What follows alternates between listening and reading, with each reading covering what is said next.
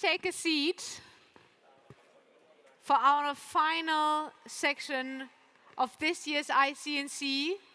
It's our Startup Award, so coming from Europe's largest startup center, that's very close to my heart, so please do take a seat now. And I'm much looking forward to welcome on stage the jury for our competition. So, please join me on stage. Christian, Wolf, David, and Wenke, and we'll introduce you once you're here with me.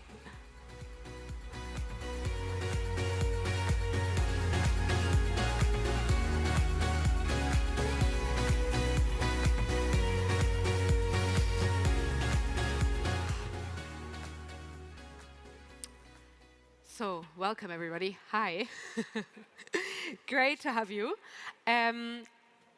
We decided I did enough talking for the last couple of days, so you have the word and you can introduce yourself. Christian, I don't know if you need to, but if you want to say something, please go ahead. No, yeah, we'll keep it short. So my name is Christian, representing Hubject today. Thank you for joining us in this last panel. That's really great to see. And as you said, I'm really honored to be able to do it now the 5th time already, having the Hubject eMobility Startup Award in place, because we truly believe that this industry is driven by startups as well, and we believe they need to get a voice, and that's exactly why we are here. Thank you. Yeah, good afternoon. My name is Wolf Schlachter. I'm CEO of DXBA Management. I think it's indeed the 5th time, Christian, on stage here. Thanks for the audience, and I think also thank you to you both. It was a great presentation and also a great show. Yeah, let's see what startups will bring at the moment. As you know, the market is quite challenging. So we have heard a lot about this in the last, let's say, 48 hours or 24 plus hours. So from that, yeah, I'm really surprised what we will see today. Thank you. I'm Wenke. I'm the CEO of Found, which has a charge point management system for focusing on fleets, based in Bergen, Norway, and presently in the Norwegian and Swedish market, but with big ambitions. Nice. Hello everyone, I'm David. I'm one of the founders of Weber Vertical Parking. We had the honor of winning last year, so I have one of these at home. And we are a Munich-based startup building a rotary parking system, which can also charge 12 cars on a footprint of 49 square meters. And yeah, very interesting who will follow us this year. So let's get started, right? Yeah, let's get started. So what do we do now? We have 4 amazing finalists, and they will get a couple of minutes each to pitch their startup. Then we'll send the jury off stage to make a decision, and then afterwards we'll know who won the ICNC Startup Award 2024. So who's first? Julius. I'd like to welcome Julius Geiling, Head of Business Development at EV Solutions. And Julius, please help me if I pronounced it wrongly. Perfect, great.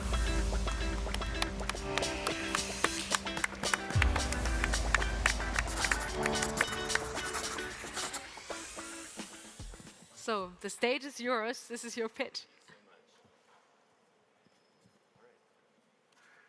Hi everybody and welcome to my presentation of EV Solutions. Today I want to talk about how we can improve your business, protect your data, and potentially become the charge point management system of your choice. Let me tell you a little story. We've worked in EV infrastructure for 12 years now. We became professionals in the operation of charge point management systems, and we used 4 systems at the same time to actually make it work for our clients. Most of you know these complications you have if you align all those with one another. And at some point, we just had to improve it, and we had to make it better. So we chose to make our own. When we made our own, we knew we had to go for a system that is actually microservice architecture and API first as an approach. And over this 1.5 years of development and now 1.5 years of going live, we actually figured something out, and that is together we are stronger. And that's the reason why I'm talking to you today. because I'm joining you today to join us at EV.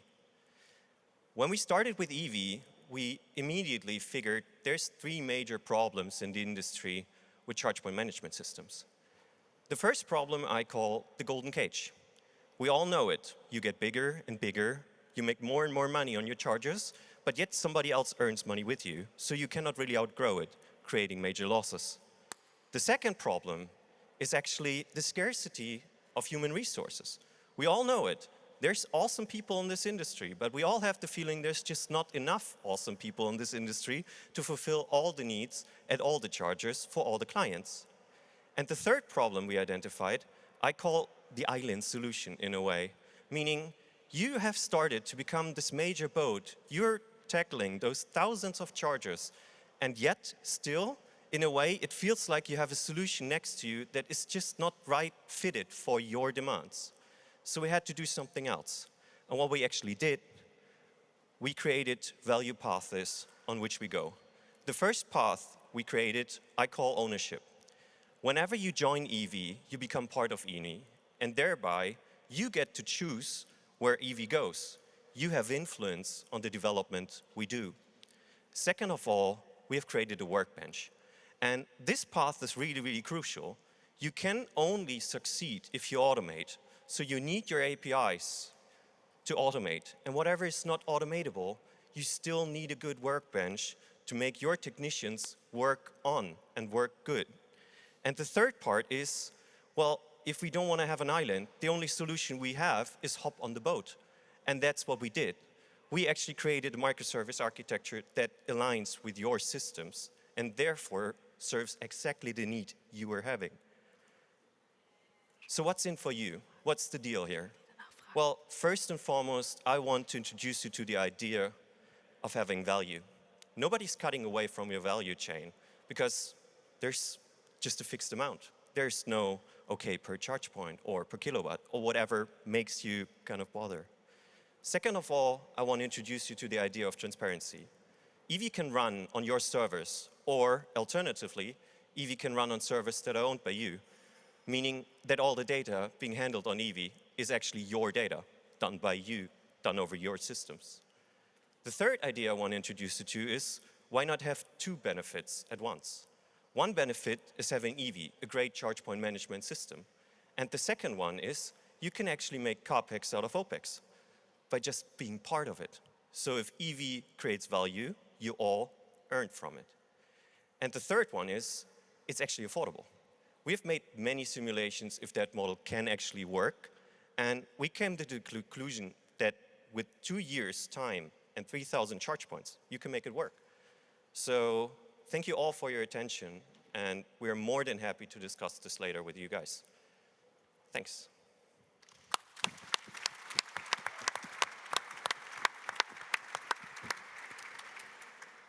So I think we have a few minutes to ask questions right now from the jury. So please, guys.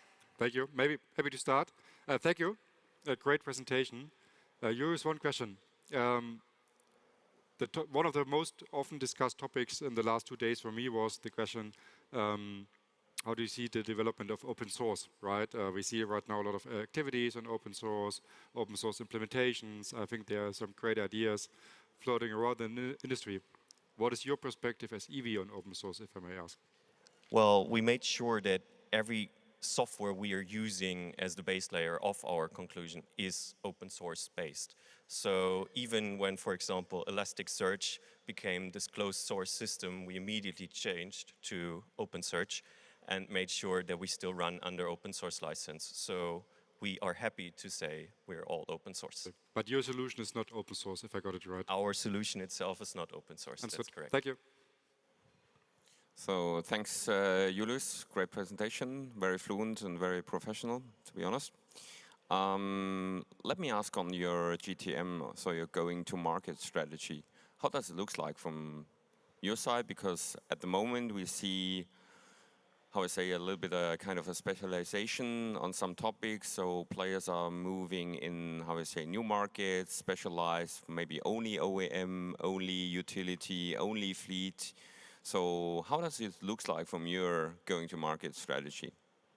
Well, coming from the background of being a charge point operator, we always focused on the operators. So we have a clear focus on charge point operators based on the fact that we created a platform that works especially for them.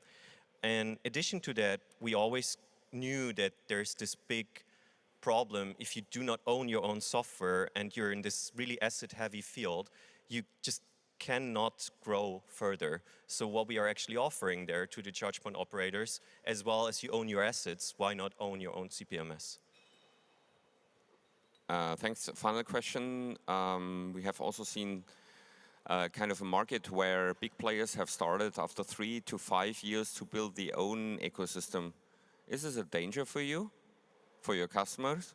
Space where you're tackling at the very first beginning, then they move in their own activities? Well, I'm really, really hoping that our solution is so good that they never want to build up their own solution. We are completely flexible and thereby hopefully create something for them. They don't want to step out. Thank you. Great presentation, thank you. What is your favorite customer? Is it the professional CPOs or the semi-professional CPOs? It is the professional CPOs having the asset-heavy fields, especially DC fast charging. Thank you. All right, thank you very much. What's the bigger challenge for you? Is it a tech problem or is it a go-to-market problem? What's your biggest challenge at the moment? It's definitely a go-to-market problem because the value we are creating here is quite a complex one. And you know, there's already systems out there in the field and those systems work. They have their problems, I've showed that, but they work. So we actually have to come as a solution that makes things way easier and way better for the partners. And we are tackling the major partners and not the semi-professional partners. Thereby, there's just barriers you have to overcome. Thank you. Thank you. I think we'd have time for a very brief final question if there are any. Wolf is sort of thinking about it.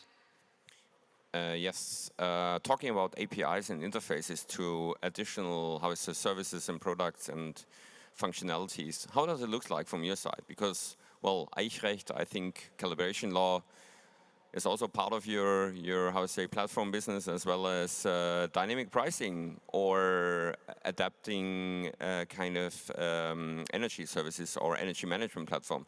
How does your platform look like?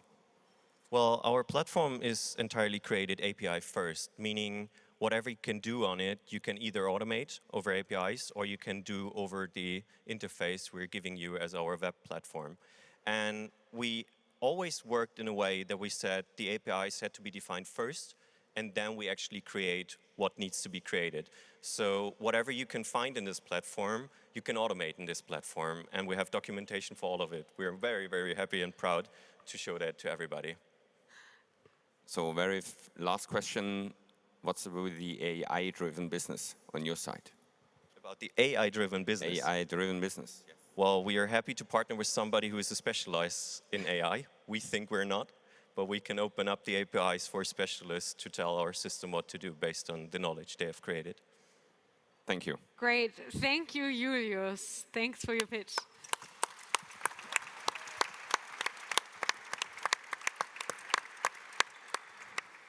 So next up is Chris Cardy, founder and CEO of HyCharge. Welcome, Chris.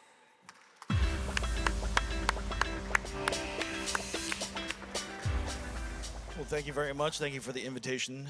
I'm happy to tell you a little bit about HyCharge. So I'm Chris Carday, I'm the founder and CEO, and we are here today to talk about the reliability and security of public charging.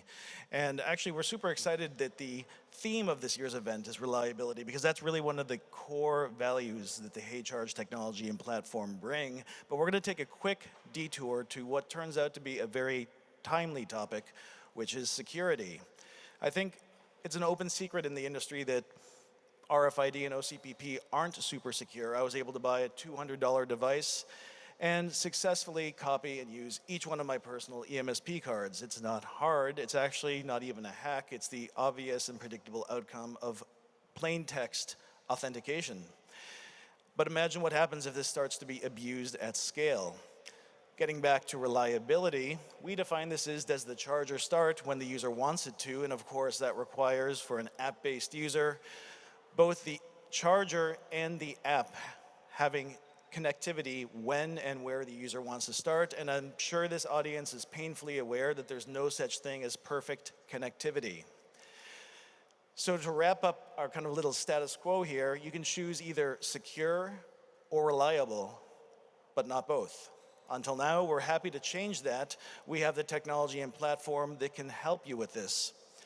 So our Secure Charge technology is a completely local authentication mechanism, but it's more than that. It's actually a complete bidirectional management channel between the charger and our cloud system, providing OTA, device management, commissioning, and more. So the charger nor the user need the internet connection when in front of the charger, and you get 100% reliable starts. So a lot of folks said, hey, this is crazy.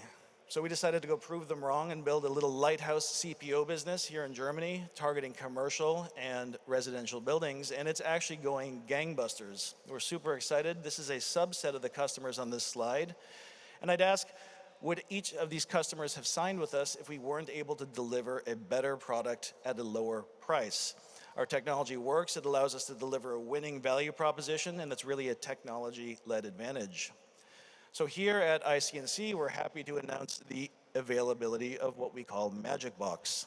And this is an OCPP translator that will retrofit any OCPP charger onto our platform with zero hardware or software changes. It pops right onto the DIN rail in most DC chargers and gives CPOs a really easy, homogeneous, simple, scalable approach to upgrade their entire network to support HyCharge. On the app side, we have an SDK that lets you pop the SDK into your app and very quickly and easily implement our Bluetooth and token passing architecture in your EMSP app, again, providing a super simple, fast, low-risk approach to make your app compatible with this technology. We recognize a lot of operators will probably want to keep chargers online, and so we support that. That's okay. We call that hybrid connectivity. Our translator can sit between the charger and the CPMS, and there you get a true best of both worlds solution, real-time insight via infrastructure connectivity, and 100% local, super reliable authentication. So to wrap it up, with one technology integration, you can improve security, you can improve the reliability, and you can deliver a really pleasing, amazing user experience with super fast, 100% reliable session starts. So we hope that we have, I'm stuck here. I'm trying to advance the slide. There it is. We hope we have convinced you to say yes to this question. We want to build something amazing with you. Please reach out. Thank you.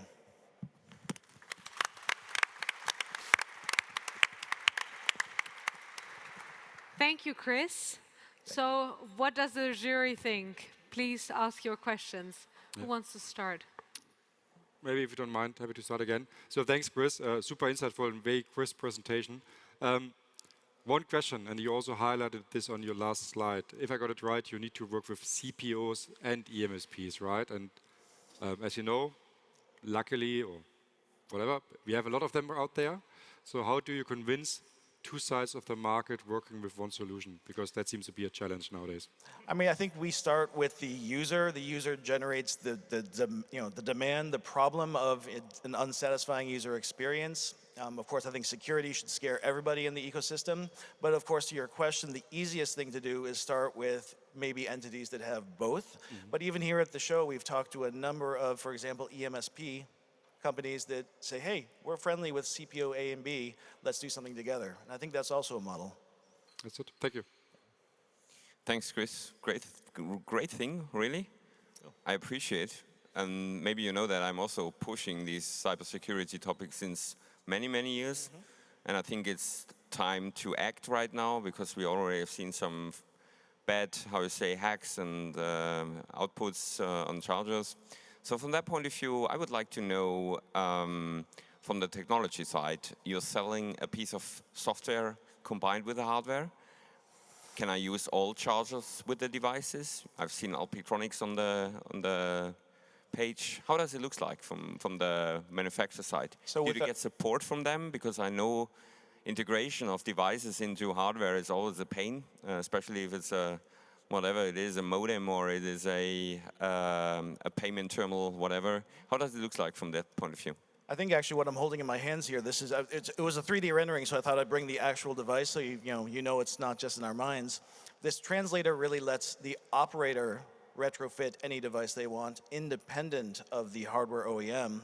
We didn't have room for it in the pitch, but we also have a much lighter weight, simpler. We'll actually go all the way down to IP licensing the hardware and the firmware onto the main board. We will work with hardware OEMs under a Works with HyCharge program, but we're in no means, or by no means limited to that as a path. Thanks. What does your business model look like? You have a two-sided customer. Yeah. I think I'm going to start with complicated. So obviously we work with a number of stakeholders, we have a number of revenue streams, but we think really that our core value is in the platform service. So of course, it's no surprise a startup's looking for SaaS revenue. We do charge a per device, per port, per month fee for devices on the platform. That's typically borne by the operator. But we're really open to finding business models that work as we start, should we say, expand the types of customers we work with. So our focus so far has been in high volume AC charging, largely underground. Thank you also. Imagine that that's a critical or system critical component. Do the CPOs maybe want to have it in-house, and is that a challenge for you, that they don't trust another partner just because you're not in-house? I think we're very open to that if that's a requirement, right? We do pursue IP licensing strategies, and the easiest thing to do is, of course, at scale to integrate this into the charger at the time of design and manufacture. We are working with several OEMs on this. We'll have our first third-party charger on the market first or second quarter next year. Yeah, I think that's smart. Great. Thank you. Any more questions? All good? Thank you so much, Chris. Thank you very much. Thanks.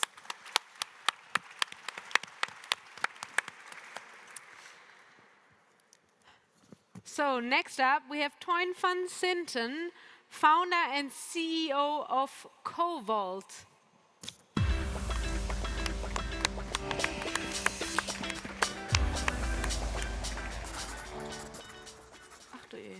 Hello, everybody. My name is Teun. I'm the CEO and founder of Koval, and I'm the first time attending ICNC, so thanks for all. And yeah, it's a great venue, and I hear a lot of positivity here in the rooms and outside, and talked to a lot of people. But I think there's also a bit of negativity about revenue streams and monetizing on charges and stuff like that. And I think that we could be a painkiller, but also a cure, and I will take you into that.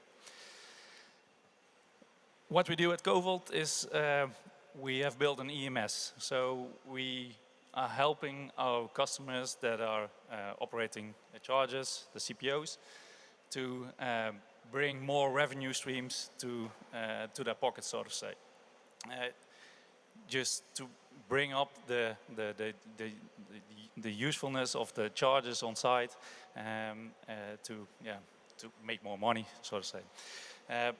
There's some things that are key in controlling those assets, and that's respecting the grid connection limits, but also dispatching chargers through the local CPMS that our customer already has chosen for.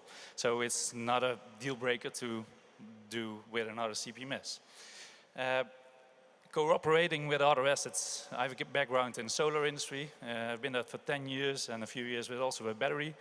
And the cooperation between those assets will be key to bring up the revenue streams for the CPOs. And one of those things is co-location. How do you control your fuse protection and stuff like that with all those assets combined behind the meter to fully optimize it and bring more money on the table. Those marketizing of those flex We do it with forecasting tools that we build our own. We're nominating the energy for day ahead, intraday, imbalance, stuff like that, the arbitrage for it, redispatch, but also the ancillary services, and not the services, ancillary services to use the battery for the car or the truck or stuff like that, but maybe the battery on site. We make a simulation for you as a client. Is a battery on site a use case to bring more money on the table? That's where we all in for it. And definitely a big issue is it's not always the same at every different CPO locations. It's a fully tailor-made strategy. Each location is unique, and the decentral optimization is key to you as a customer, as an asset owner. What does the ecosystem look like in the future? In our opinion, our system will be controlling your assets, the batteries, the solar, eventually wind, if it's co-located with the wind side, your own usage, but also the charger, of course, and the connection to the grid to help the whole ecosystem to function right. What do we offer? We do the aggregation, the optimization for it. So we bring the market entrance to for example, the ancillary service to the TSO, but also to the DSOs, and forecasting and nomination service to your BOP on site. A bit of asset management, the monitoring of the assets, bring and check out the health of the systems. And if there's a problem, we can send the OEM party or your own field service engineers to go to the site and fix the problem. But why do you have to choose for Koval? Now, we don't do with a share profit model. A lot of aggregators in the market wants a piece of the cake. And so we do just a SaaS model with a flat rate. Fully transparent. We report monthly about your assets. What did you gain from it, and all stuff like that. The performance, everything that you want. It's fully independent and agnostic. We don't have strings attached to BOPs of energy companies or DSOs, TSOs, doesn't matter. If you use Huawei, SMA, Sungrow inverters, batteries, it doesn't matter, we work with it. Also with the chargers, bring it on and we fix it. Electrify lightning fast, bring it to us and we help you to go through the forest, so to say. And partner up. If you can't divide, you can't multiply. Thanks for having us, and thanks for voting Koval, obviously. And let's see you next year for sure. That's no doubt.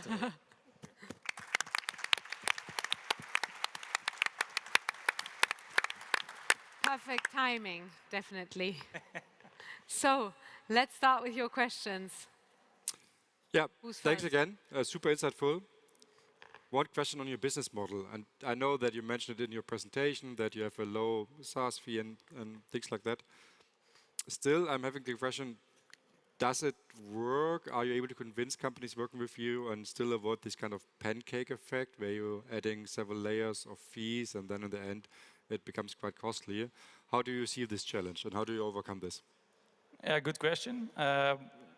It's a proven method that we do right now. We have a lot of customers in the Netherlands. There's our home ground, so to say, and we have a low flat rate for it. And if you want to bring your charge online, then it's a small fee per EVSE. And it's that small and no share profit, no cents between the price that you do. You can, it's all possible. But if there is already CPMS in place because we use something in the market, then we connect that and it's a flat rate from a minimum of 500 euros a year. Thank you. So let's make a little story. If I would be a buyer on the CPO side, and I would have 3 players on the EMS side, let's make an example, HyCharge, GridX, and maybe Hive Power on my table, and you would be the 4th one on my list. what would you say, how do you, or would you convince me to select you? No, because of our knowledge of the other assets behind the meter and fully know technically, but also financially, how to operate those the best in combination with the chargers. It's the ecosystem that's going to play a bigger role. It's not only the charge solution that is in place for the CPOs, but the whole package, the ecosystem that's in place to monetize on that. And for example, in the Netherlands, we have a subsidy for every gigajoule that it's from solar or from solar to BESS, but eventually in the charger.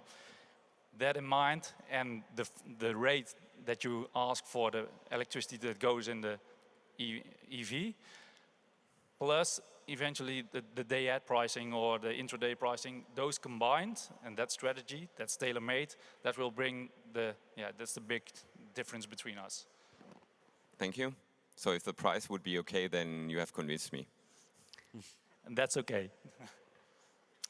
Tell me a little bit about the team. Moving into the interface with the power market is a very complicated part of the deal. So what about your team? Our team is quite diverse. We have, of course, an IT team, and from the 12 people that are in, I think the half of it are data scientists. So I think economics, physics, and stuff like that, all those combined, because there are a lot of parallels with the financial markets. So that's one part of the team. Of course, we have sales. That's common sense. But also field service engineers. So if there is a problem on site, we can, after we monitor a fault or a dysfunctional charger or an inverter, we can send them out and do the first line problem solving. So the combination of those, the boots on the ground in the mud, but also the heads with the intelligence to bring the stuff further, that is a perfect combination for our clients. Thank you. Thank you for a great presentation. Wolf kind of stole my question about the USP, but maybe you can say it in one short sentence what you think is really the core of your business. And then I would also be very interested in your biggest challenges at the moment. Yeah, I don't want to assume anything. Yeah, I think I can wrap it up in 2 words. Agnostic and transparent. So no hidden things, reports on your assets. Yeah, of course, we make sometimes a mistake on a trade or dispatching an inverter or a charger too early. But hey, it's not a sprint, it's a marathon. So we're in it together for the long haul. And our biggest challenge right now is to get that the international leap. We don't want to bring up an office in Germany or in France or in Belgium because we just want to be there. We follow our customer. And now we are onboarding a quite large European logistics center. And we are helping them with controlling the whole ecosystem with the chargers, the BESS, and also the solar on the roof. And that will be the blueprint for them to roll out through Europe. Thank you. Thank you very much. That was a great pitch, and I think we have no further questions here. So, thank you for your pitch.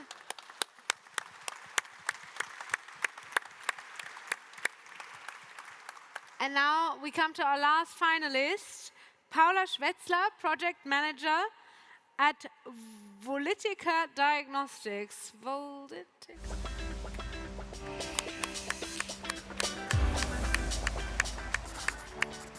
As I always say, Volitica, Okay. so maybe you can remember that song. Okay, hi everyone, my name is Paula, I'm from Volitica Diagnostics, and I have a small question for you. What do you think is the most expensive part of an electric vehicle? No worries, it's a theoretical question because it's the battery. Of course it is the battery, because otherwise I would not be here. the battery makes up to 30–40% of the electric vehicle value, and that's why we are interested in the battery health state, because we believe that battery health is the new mileage. I just need to figure out how to come before. Can you? Okay. Great. So we believe battery health is a new mileage, and now we also think that the acceptance of EVs is driven by transparency. So we believe bringing transparency to the battery state, we can boost the electric mobility, and that's why I'm here. So imagine you are a private person and you want to buy an electric vehicle. Of course, you want to know, can I even buy it, and what's the remaining range? So that's one part, but maybe for fleet owners, the residual value is much more important, because they have a lot of the cars and they need to sell it to the market. And that's why they ask technical inspectors, what is the residual value? And then the technical inspector says, yeah, I don't know, it's an electric vehicle. I cannot look in the battery. We can look in the battery, because also EV owners are interested for that, because they are looking for, like, what is the range, how far can I go, and so on. And that's where you come into play, because we together will look at the charging station. So what we do is we look in the charger data. We use the DC charging interface to get signals from the vehicle, and not only from the vehicle, but also from the battery inside the vehicle. So we apply some magic, some magical algorithms. I can explain that in detail to you, but what you get in the end is a residual value. Like you see the capacity fade over time, and warranty conditions and so on. And the best thing, as we use the charger data, this is OEM independent and can be applied to any vehicle possible. So we already have a product on the market. This is called HyCharge with Mahle together. That's a small DC charger which you can use. And then, as I always say, we make the battery dense, because we stimulate the battery, so you can get a result within 20 minutes only. Now, why am I here? Because we are looking for someone who is also eager to drive EV boost, like to get people to buy EVs. And we think that the battery health state assessment can lead to this boost. So today, if you want to have any distinguishing feature, like to really increase that the customer are, like your customer retention, you can come to us, because, for example, you have an EV owner and he comes to you, charge your vehicle at your place. If you're any of those companies, feel free to contact me, because we are looking for partners like that. And then you send us the charger data, and we give you back the capacity fading. Quite easy, because you can do with that data what you want. You can sell it to your customer, you can keep it, you can sell it to OEMs, whatever you wish. Even assurances are probably interested in that. We give you back the data you need, and at the end, we all want to make money, so hopefully we will get some money out of that as well. As I mentioned, if you have any interest in that, feel absolutely free to contact us. And when I say us, I mean our team. We are Volutica Diagnostics. We are a spin-off from Fraunhofer Institute. Unfortunately, our CEO, Claudius, couldn't make it today. That's why I am here. I'm more from a technical background, so sorry that these are not marketing slides. So, but no worries. We have a really diverse team with over 30% females. Hopefully, next ICNC, I see that as well here. We have multiple nationalities, giving us the best team ever to give you the best insights on batteries. Thank you very much, and never forget, battery health is the new mileage.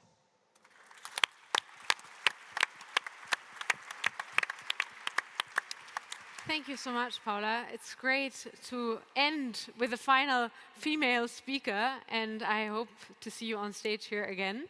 But now here are your questions. Yeah, thank you. Great presentation, very energetic, and I think that's what we need as the last presentation for today, right? It's a long day. Paula, you need to help me. Who is your customer again, if I got it right, CPOs?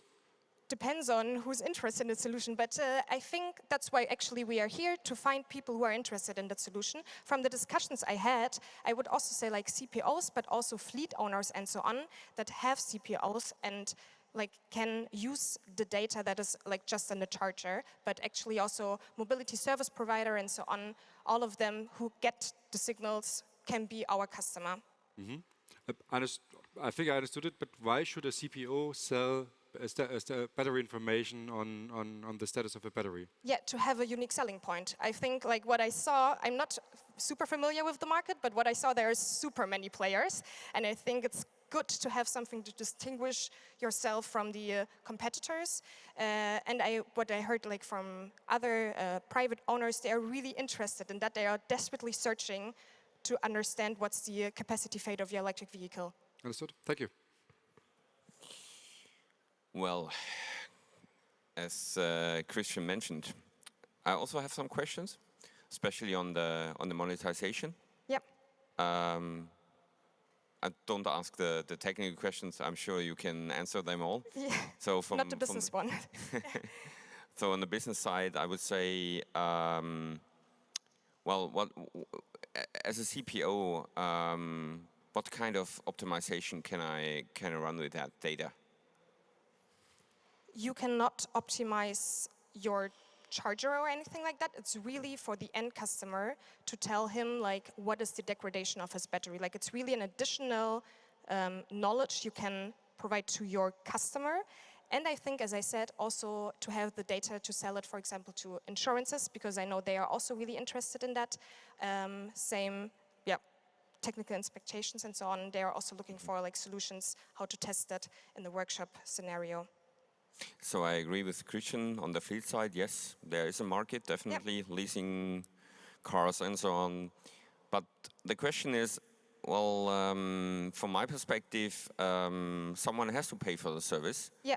And then the question is an end customer ready to pay for that? I think he is when he wants to sell the car. Because what we see is that when you have a certificate on the battery health state, you get up to 20% more in the residual value. And especially for leasing owners, the market or the price market is so volatile for electric vehicles, for used electric vehicles, that people need to prove to the end customer. I had so many conversations here with people. I wanted to buy an EV, but nobody could tell me what's the state of health. Yeah, and that's how can we enter the second usage market without having any certification for that? So I think there is the pain point, and there will people pay for it.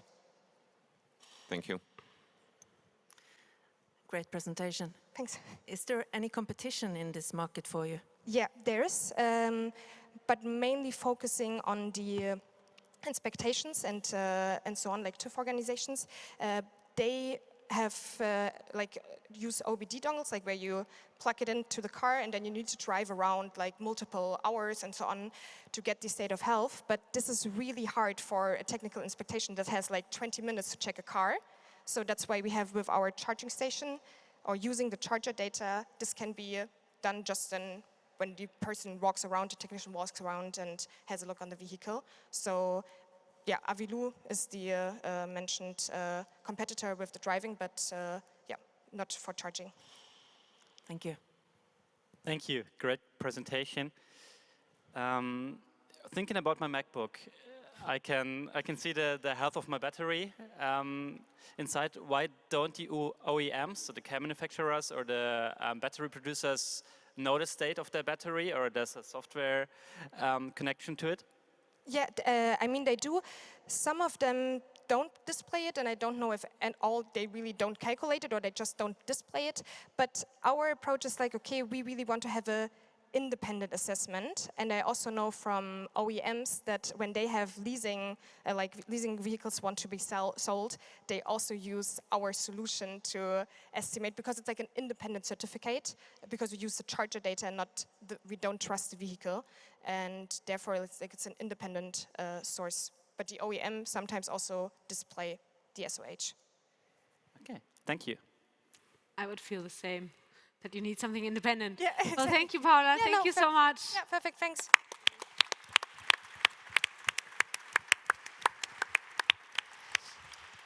So now we will give the jury a few minutes to deliberate on who the winner of this year's Startup Award is. And in the meantime, I'm going to do something really fun with you guys and make the most out of the last couple of minutes.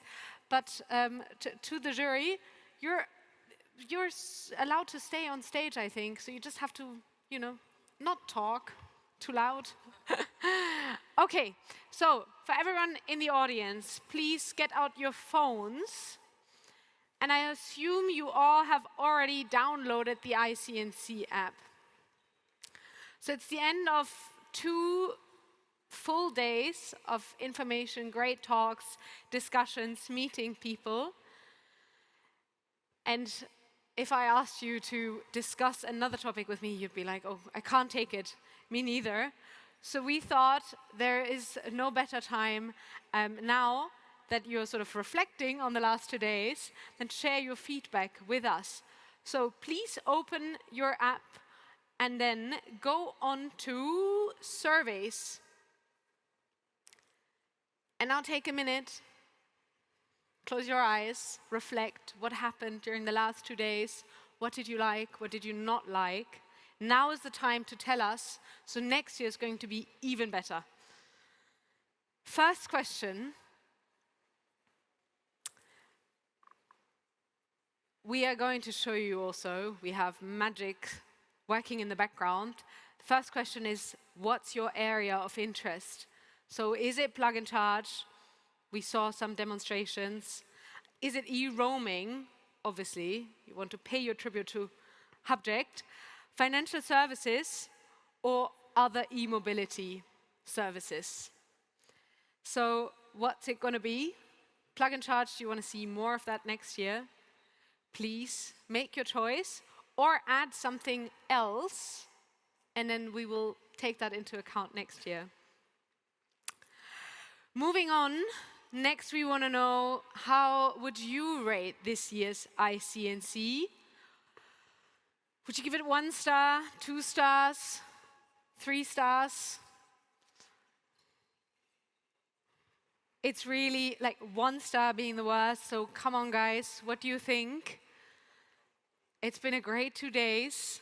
Think back, all the great drinks you had outside, all the great talks you had on stage. And now we move on to, how would you rate the showcases this year? We had the all-new Tech Village for the first time, and I hope you all visited it.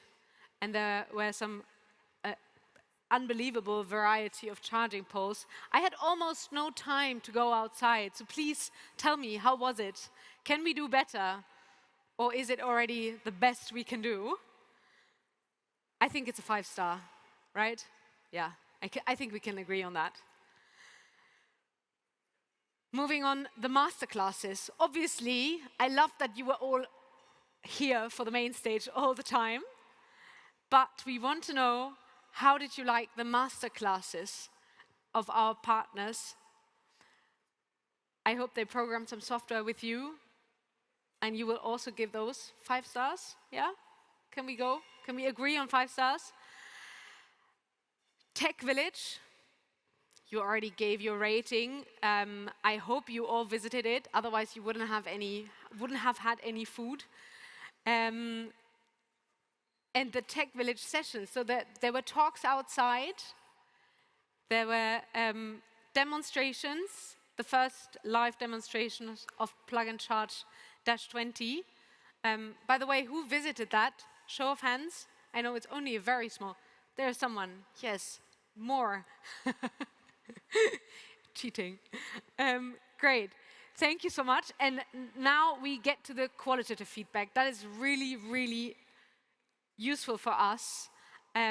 So please think back and tell us, how useful was this year's ICNC? What are your biggest takeaways? And please share very openly what you thought was great and what you think we can do better next time. Give us some inspiration also on the topics that you would like to hear about next year.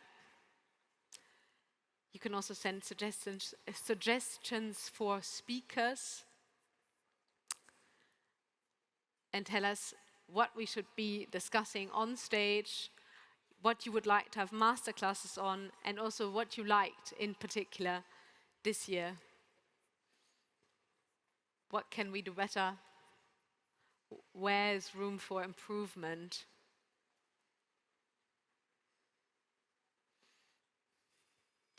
And I know there's some more questions, but I can't see them anymore.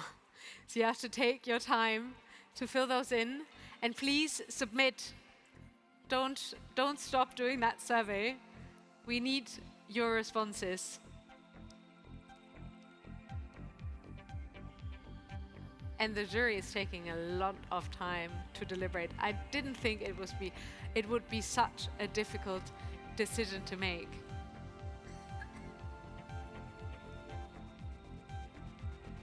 But I see lots of concentrated faces looking into their phones, so it's fine.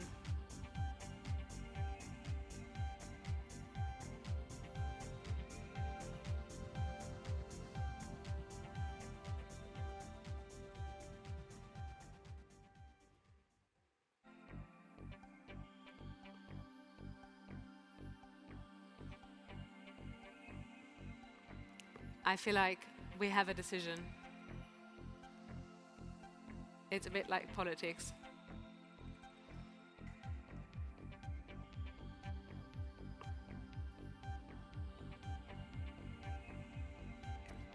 It seems hard. They're already discussing next year's ICNC, I figured. Okay, so Wolf, so you're the Klassensprecher. No, I think Christian is always the Klassensprecher, or the speaker of this audience here. But I think we came to a very equal, and it was not really deep dive discussed. Well, we talked a lot. But anyway, I think we came to a very good conclusion. I think Christian, you want to say something? We just said that it would be great if you can share all our feedback, because we really heard a lot of great arguments. So therefore, maybe David, you want to start first? Yes, so it was great presentations. Thank you so much. For us, there were like 2 front runners in the end, and we picked a winner because there was first a lot of energy and passion, but also so much potential in the business model, which was not fully defined yet, but a very, very nice technical solution in our opinion. I don't think I have anything to add to that. That's very well put. Thank you. Yes, great summary from you.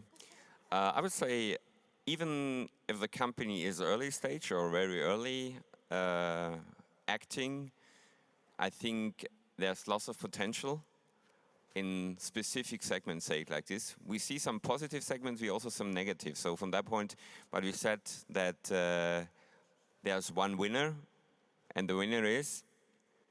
The winner is, and that was probably also one very convincing argument, the name of the company is connected with a song. So who's remembering this? Nobody's remembering this? It's Politica. Would like to have Paula on stage.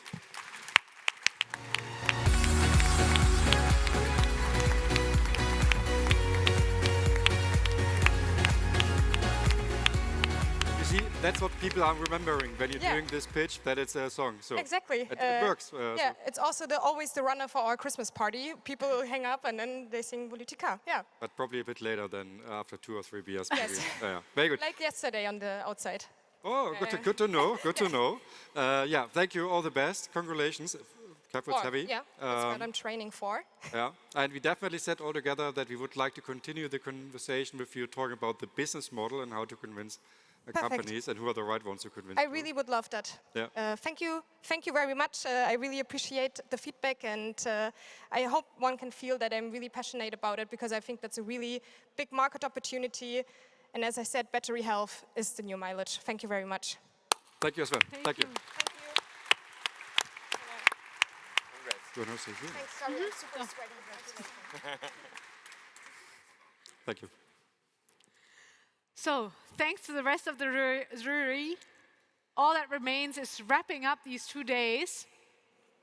And you may stay, you may take a seat, whatever you feel like. Thanks a lot. Thank you. Thank you very much. you. Bye-bye.